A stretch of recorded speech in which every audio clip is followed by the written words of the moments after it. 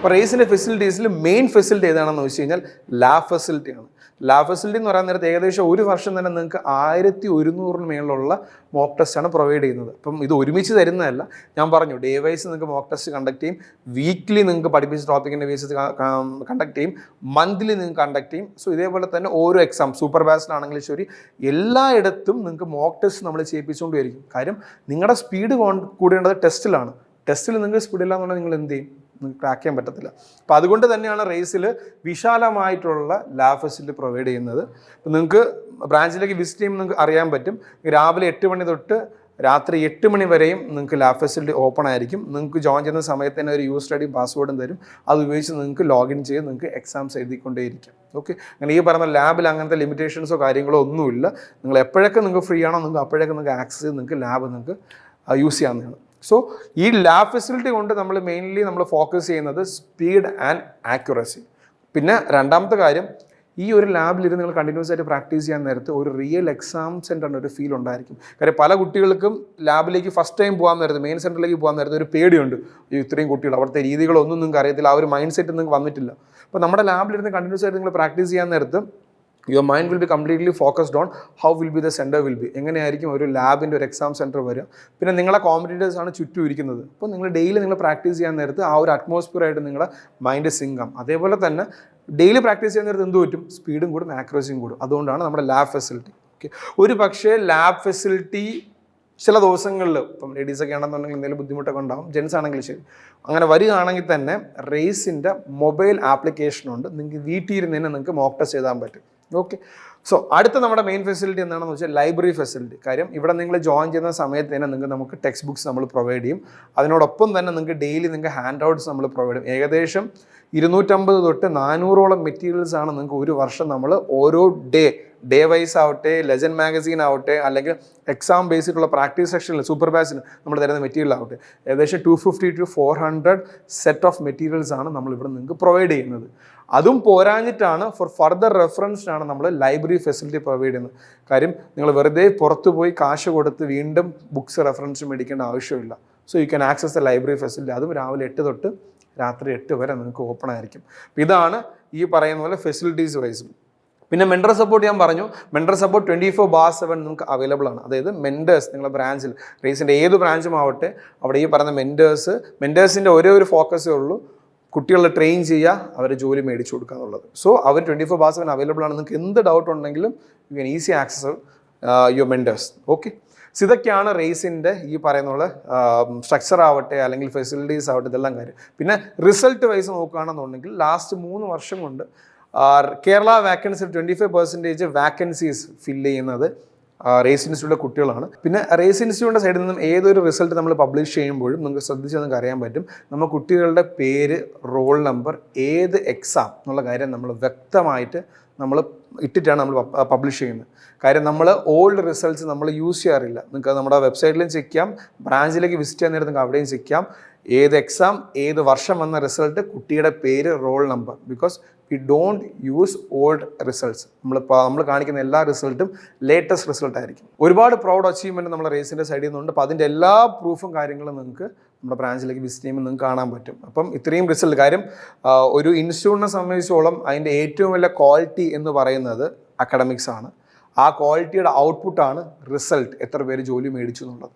അപ്പം നമുക്ക് സിമ്പിൾ ഒരു എക്സാമ്പിൾ, നമ്മളൊരു സ്വർണ്ണം എടുക്കാൻ പോകുകയാണെന്നുണ്ടെങ്കിൽ നമ്മൾ എന്താ നോക്കുക? 9 months ഹോൾമാർക്ക് നമ്മൾ ചെക്ക് ചെയ്യും. പക്ഷേ ഒരു ഇൻസ്റ്റിറ്റ്യൂട്ട് നമ്മൾ തിരഞ്ഞെടുക്കാൻ നേരം നമ്മൾ നോക്കുന്ന എന്താണ് എപ്പോഴും? ഫീസ്, അതേപോലെ തന്നെ എത്ര മാസം. 3 മാസം കൊണ്ട് ഗവൺമെൻറ് ജോലി മേടിക്കുക, അടിപൊളി. ഞാൻ അതേ കയറി ജോയിൻ ചെയ്തു 3 മാസം കൊണ്ട്. 3 മാസം കഴിഞ്ഞ് 3 മാസം കൊണ്ട് ജോലി മേടിക്കാനാണെന്നുണ്ടെങ്കിൽ ഇത്രയും കുട്ടികൾ ജോയിൻ ചെയ്യുന്നുണ്ടല്ലോ, ജോലി മേടിക്കാമല്ലോ. സോ നിങ്ങളൊരു ഇൻസ്റ്റിറ്റ്യൂട്ട് തിരഞ്ഞെടുക്കാൻ നേരത്ത് എല്ലാ കാര്യങ്ങളും ചെക്ക് ചെയ്യുക. ഇപ്പോൾ 3 മാസം കൊണ്ട് ആണെന്നുണ്ടെങ്കിൽ നിങ്ങൾക്ക് എഴുതാൻ പറ്റുന്ന എത്ര എക്സാം ആയിരിക്കും? 1-2 എക്സാം. സാധാരണക്കാരൻ എന്ത് ചെയ്യും? 1-2 എക്സാം എഴുതി നോക്കും, കിട്ടിയില്ല എന്ത് ചെയ്യും? ഡ്രോപ്പ് ചെയ്യും. ഗവൺമെൻറ് ജോബ് വേണ്ട, പ്രൈവറ്റ് ജോബിലേക്ക് പോകും. പക്ഷേ ഇവിടെ നമ്മൾ 1 ഇയറിലേക്ക് ജോയിൻ ചെയ്യുകയാണെന്നുണ്ടെങ്കിൽ എന്ത് പറ്റും? 3 മാസം കഴിഞ്ഞ് ഏകദേശം നിങ്ങൾക്ക് കിട്ടുന്ന ഓപ്പർച്യൂണിറ്റീസ് 1-2 അല്ല, ഒരു വർഷം എത്ര എക്സാംസ് വരും നിങ്ങൾക്ക്? 1 എക്സാം എഴുതി കിട്ടിയില്ല, 2 എക്സാം എഴുതി കിട്ടിയില്ല, 3 എക്സാം എഴുതി കിട്ടിയില്ല, പക്ഷേ 4ാമത്തെ എക്സാം നിങ്ങൾക്ക് എഴുതി കിട്ടും. കാര്യം നമ്മൾ കണ്ടിന്യൂസ് ആയിട്ട് എല്ലാ എക്സാംസും നമ്മൾ പ്രാക്ടീസ് ചെയ്യിപ്പിക്കുന്നുണ്ട്. സോ നിങ്ങൾ ചെയ്യേണ്ട ഒരു കാര്യം എന്താണെന്ന് വെച്ച് കഴിഞ്ഞാൽ, ഒരു ഇൻസ്റ്റിറ്റ്യൂട്ട് തിരഞ്ഞെടുക്കാൻ നേരത്ത് ഫീസ് നോക്കുക. അതിനോടൊപ്പം തന്നെ ആ ഫീസിൽ എന്തൊക്കെ സർവീസ് അവർ പ്രൊവൈഡ് ചെയ്യുന്നുണ്ട്, അക്കാഡമിക് ക്വാളിറ്റി എന്തൊക്കെ തരുന്നുണ്ട്, അതേപോലെ തന്നെ ആ ഇൻസ്റ്റിറ്റ്യൂട്ടിൽ നിന്ന് വന്ന റിസൾട്ട്, ഇത്രയും കാര്യങ്ങൾ നോക്കിയിട്ട് മാത്രം ഒരു ഇൻസ്റ്റിറ്റ്യൂട്ട് തിരഞ്ഞെടുക്കുക. ഓക്കെ. അപ്പം നമ്മളിപ്പോൾ റേസിനെ പറ്റിയുള്ള എല്ലാ കാര്യങ്ങളും നിങ്ങൾക്ക് പറഞ്ഞു. ഇപ്പം എല്ലാ ജില്ലകളിലും നമ്മുടെ ബ്രാഞ്ചസ് ഉണ്ട്. അപ്പോൾ ആ ലൊക്കേഷനും കാര്യങ്ങളൊക്കെ നിങ്ങൾക്ക് വാട്സപ്പ് നമ്മൾ അയച്ചു തരുന്നതാണ്.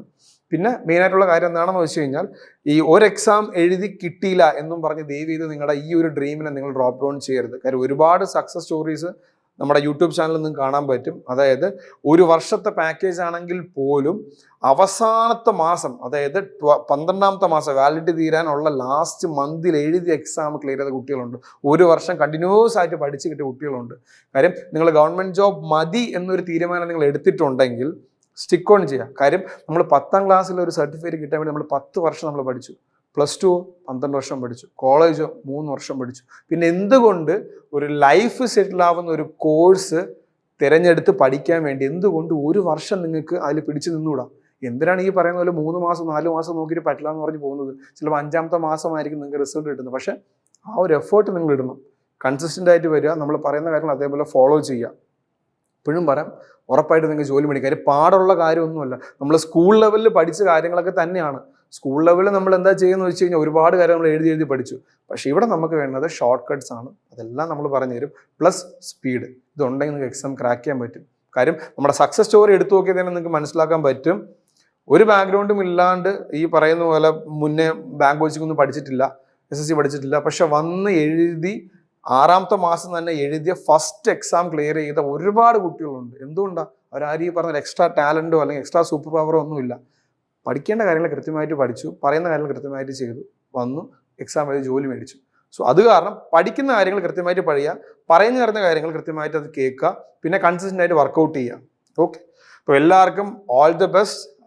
ബ്രാഞ്ചിലേക്ക് ഡയറക്റ്റ്ലി വിസിറ്റ് ചെയ്യുകയാണെന്നുണ്ടെങ്കിൽ നിങ്ങൾക്ക് ഇതിനെപ്പറ്റിയുള്ള എല്ലാ കാര്യങ്ങളും നിങ്ങൾക്ക് പറഞ്ഞു തരും, നമ്മുടെ ഫെസിലിറ്റീസിനെ പറ്റി നിങ്ങൾക്ക് കാണിച്ചു തരികയും ചെയ്യും. So all the best. Hope you all get the government job. Thank you.